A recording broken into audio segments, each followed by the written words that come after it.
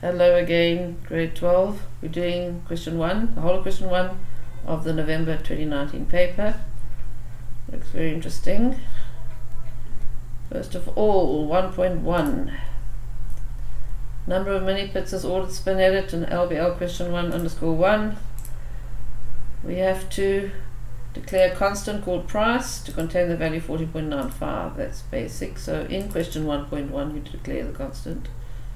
So you go up top here. Yes, you can have a local constant. What must it be called? Price. And what must it be? 40.9. Price. Don't go slow on me now, please. Right. Price equals 14.95 semicolon. There you're declaring a constant. You can put this underneath here if you want. There we go. And then you put your VAR over here. So you've never seen this before. This is maybe your first time. Now you know. Right, two variables to store the number of pizzas ordered and the amount due. So number of pizzas, we're not going to order half a pizza. The spin edit happens to be a spin edit. Our integer, spin edit only returns an integer. And R due colon real. Fine, done. Change the font size of the label to 20 points. LBL question 1_1. So here we've got our variables and they say LBL question 1_1 dot font dot size equals 20. Right. Retrieve the number of pizzas from the spin edit. Calculate the amount due using the constant price. And display formatted as currency. That's all basic. So let's go and get our inum equal SPN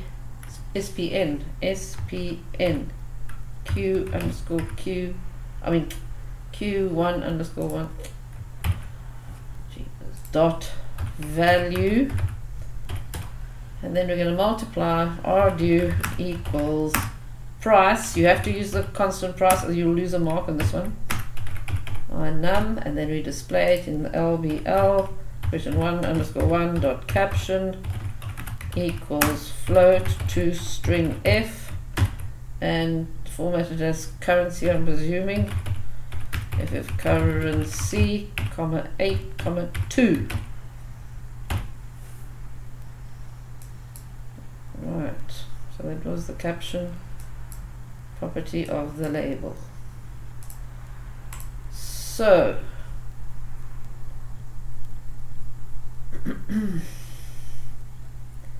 easy peasy. Next one. Question 1.2. I suppose I should make it larger for you. So now we've got Pythagoras. Oh my word, we don't have to worry. You're not being tested on mathematics here. Declare variables for sides A, B and C. Fine, that's easy. So question 1.2. There it is. Make variables for the size. We have to think now, what are we going to use? Are we going to use real numbers, or what's the input boxes? We'll keep it real. Size A, or B, or C. I'm assuming that's what we needed. A, B, and C. Assign the value of 4 to the variable for side A. Right, so I'm going to say RA equals the number 4. Yes, you can say a real number equals to an integer value. So real numbers are the big set of all numbers, including integers. Extract the length of side B from EDT question 1.2 box. Assign it to variable side B. Side B. Oh, the length of side B from the edit box. Let's see. Oh my word. Okay, there we go. EDT question 1 underscore U.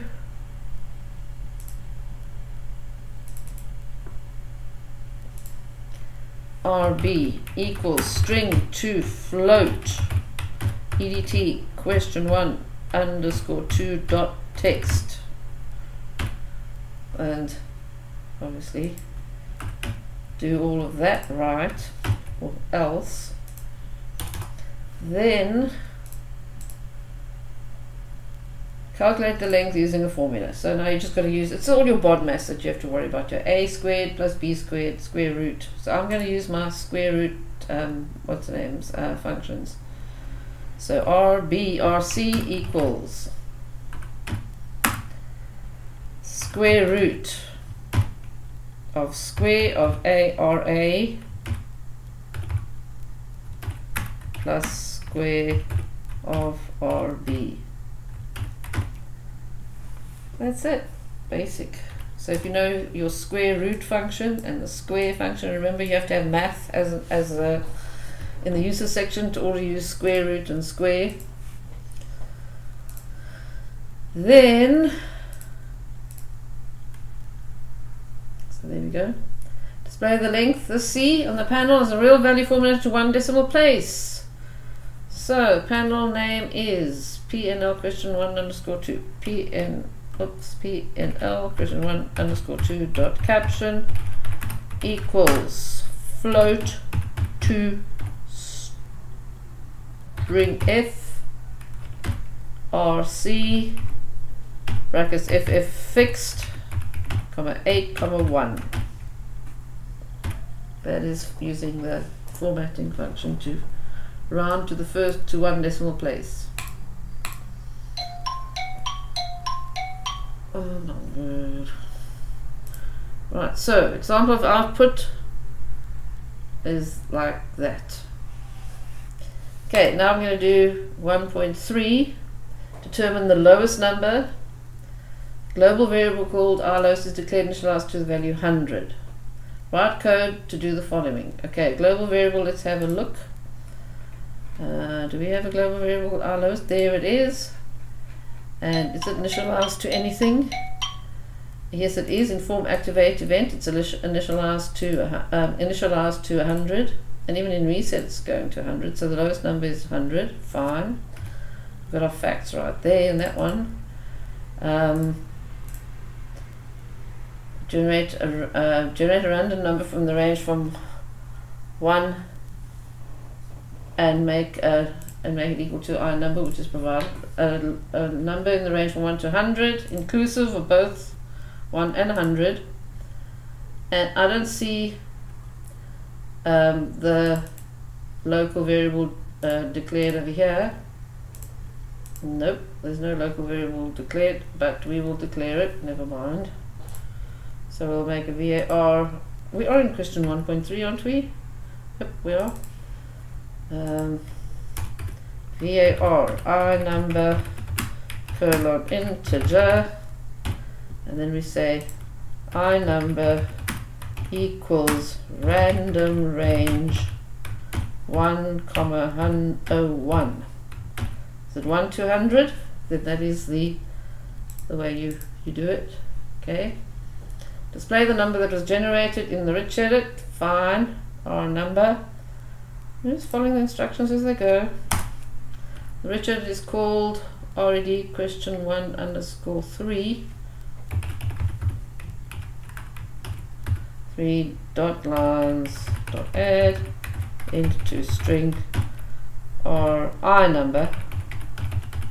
The random numbers being displayed.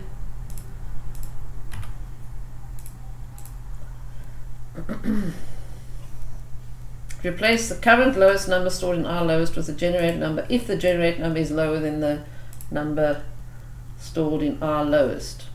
So if the random number we just generated, if it's less than 100, then we're going to display rlowest with that number. So yeah, we're going to say if I number is less than rlowest, and rlowest is that global variable that was declared and set to 0, 100, I mean 100. Then our lowest will be equal to our number.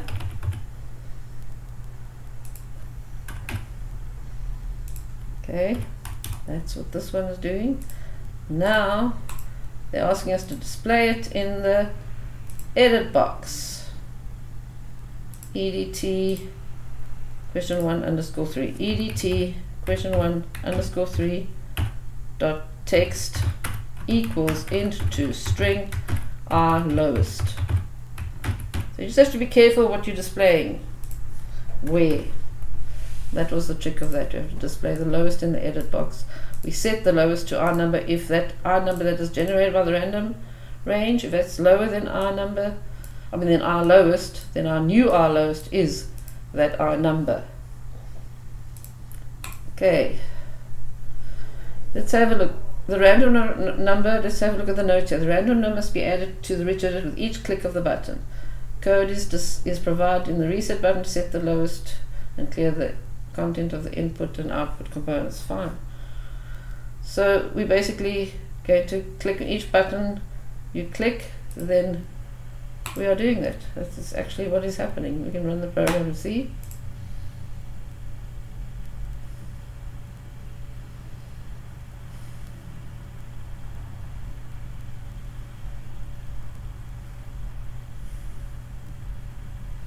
Come on. Programs are coming up. Okay, there's too much going on here. Right. Okay.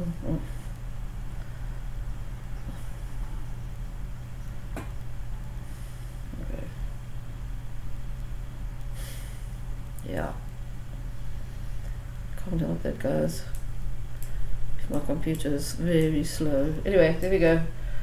Lowest number. Let's make. Wait, no, we're not. We don't type in there. You just click determine lowest number. 26, 28. Can you see? Each time we add a number, then it goes into the. It's fine. Works perfectly fine. Next question. 1.4. Here's a cool one. Encrypted string entered by the user must be decrypted and displayed. And the encrypted string has got digits as well as characters. Okay. And some of the characters have been replaced with digits. That's how it's been encrypted. So in other words, instead of a letter A, you've got a naught and so on. Right. So that is an example of the encrypted string. We've got to convert it so we get that string. Use an input box to enter an encrypted string. Let's follow the instructions first. Don't get too upset or worried until we've got it all. Let's go and get our string from the user.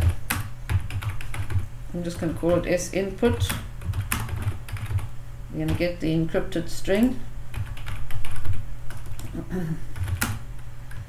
Input box, enter string. I don't have time to write all that out there, so okay, so we've got our string done. Next thing is replace this digit of the with alphabetical character and display the description. So what we have to do is go and find if there's any numbers in the string, okay, and then replace it with the character. Now I just want to show you here. We're going to use S-alpha, a string that is going to be a constant. So I'm going to put it up here. Constant S-alpha equals, and then I'll put in the characters A, B, C, D, E, F, G, H, R, J. Okay, now that string, it's okay, it's fine if it's a constant. That string will look like this in memory with character number 1, 2, 3, 4, 5, 6, 7, 8, 9, 10. And if we find a 2, then we can replace it with a C. If we find a 4, we can replace it with character number 5 of S-alpha. If we find a G, we're going to replace it with character number 7. I mean, sorry, wrong way around. If we find a 1, we're going to replace it with character number 2 of S-alpha. It's going to be the B, because that is the rules from the instruction over here. A is 0, B is 1, C is 2, and so on. So if the user used a number 6, say, then we've got to go and get the G from S alpha, which is character number 7. So it's not really straightforward. So that was the trick there. We are going to go through and build a new string. We have to build a new string. Sorry for the capital letters. We've got to initialize a new string before we build it.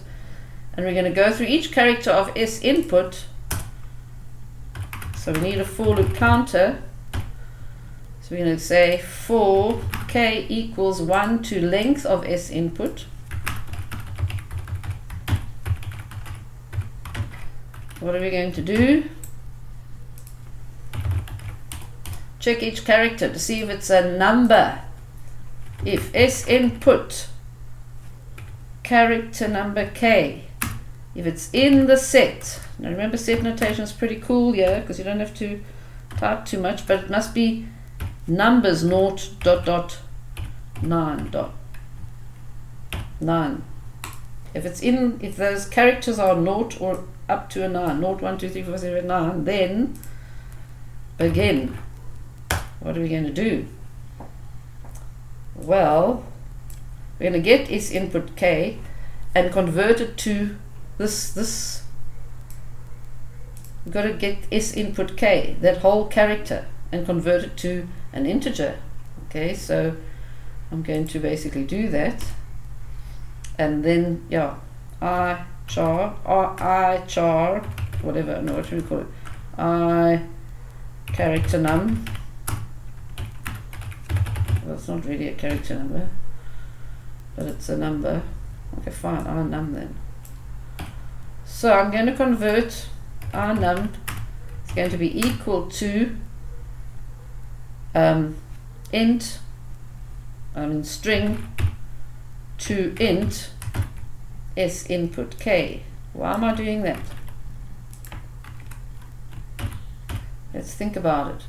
If the number in our encrypted string is, say, 2, okay, so it's a 2 inverted commas, we've got to convert that 2, so this is a character, will be a 2. If I convert that to integer, I'll get the number 2. But if you look at our table, 2 is actually character number 3 of S alpha. Can you see that? It's supposed to be the C, which is character number 3 of S alpha. So I have to go and join S new plus S alpha character number I num plus 1. So if I num is a 2, we want character number 3 of S alpha. So for instance, if I num is 5, okay, the number 5 was in the string, the input string. Then I've got to replace it with an F, which is in character number 6. So I get that 5, convert it to an integer, and then I'll just add 1 to it over here. But what if it's not in the numbers? So that is sorting out if it's in a if the characters are numbers. But if they're not numbers, then all we do is just say S new equals S new plus S alpha, no, S input character number k. Right, so remember we're going through the length of S input, okay? We're looking at the whole thing. Let's say that was T and 8 and M and 4. Okay, T8M4. So that was our string. We're not worried about if there's any other characters or else. We're not worried about anything. So this is S input, okay? S input. Even if there's an exclamation mark there, it doesn't matter. We don't care. We're only worried about the numbers. So if we get an 8, okay, so we got an 8 over here because it's an 8 in inverted commas. Then we say our num is that 8, the number 8. But then we have to go to this string S alpha and pull out 8 plus 1, which is an I. See, because the character the 8 is there, and we have to get the I, but that is in character number 9, not character number 8. So we just say 8 plus 1, and then we have the right character. Right, but what if it's, you see, we've got this if question. What we're really doing is building a new string from each character of S input in this for loop. So this whole for loop is going through each character one at a time. Okay, going through each character one at a time. But if you find a character that's actually a number, we're going to do this. Else, we're just going to go and put S input character number K at the end of S new, whatever S new is an empty string. We're building a new string, an empty string inside the for loop from another string. That concept that we do. Anyway, so let's go and say display in the message box. Let's see, in a message box or in a. So it's just show a message. Where they say use a message box, just use show a message S new. Simple as that. Right, so I'm going to run the program, and that will be the end of question 1 for November 2019. Let's go and put something in here. Display encrypted string. So I'm going to say T8M4 exclamation mark, and what do we get? There it is. Okay, so that's the end of question 4, and question 1, so everything's fine. See you tomorrow.